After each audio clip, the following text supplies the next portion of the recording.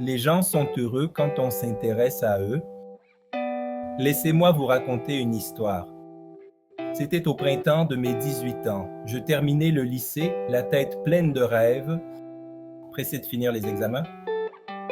Un jour, notre vieux professeur de philosophie, un vrai ancien, calme, posé, avec des cheveux blanchis par le temps, nous posa une question d'examen. Une seule question. Quel est le prénom du concierge du lycée? La classe est restée muette. On s'est regardé. Certains ont souri. D'autres ont cru à une blague. Pourtant, ce concierge, on le voyait tous les jours, tous les matins. C'est lui qui ouvrait le portail, qui balayait la cour, qui nous saluait sans faire de bruit. Un homme d'une cinquantaine d'années, un peu voûté, les cheveux grisonnants. On le connaissait de vue, mais pas de nom. Moi aussi, je ne savais pas. J'ai rendu ma copie vide. Quand le cours a fini, un camarade a levé la main et a demandé « Monsieur, cette question-là, ça compte vraiment pour l'examen ?»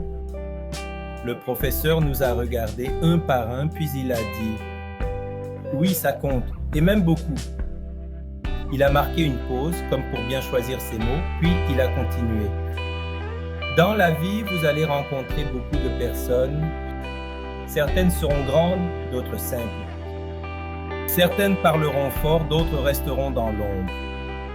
Mais toutes comptent, toutes ont un nom et toutes méritent le respect. On était là silencieux.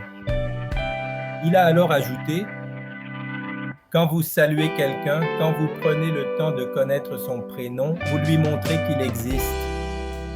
N'ayez pas peur d'aller vers les gens. Un bonjour sincère ouvre plus de portes que l'argent. » Ce jour-là, j'ai compris quelque chose. Depuis, je fais attention. Je demande les prénoms. Du gardien, du serveur, de la vendeuse, du collègue. Parce qu'ici, chez nous, on le sait, l'homme n'est rien sans l'homme. Et c'est vrai, les gens sont vraiment heureux quand on s'intéresse à eux. Merci pour avoir consacré ton temps à cette vidéo. À bientôt!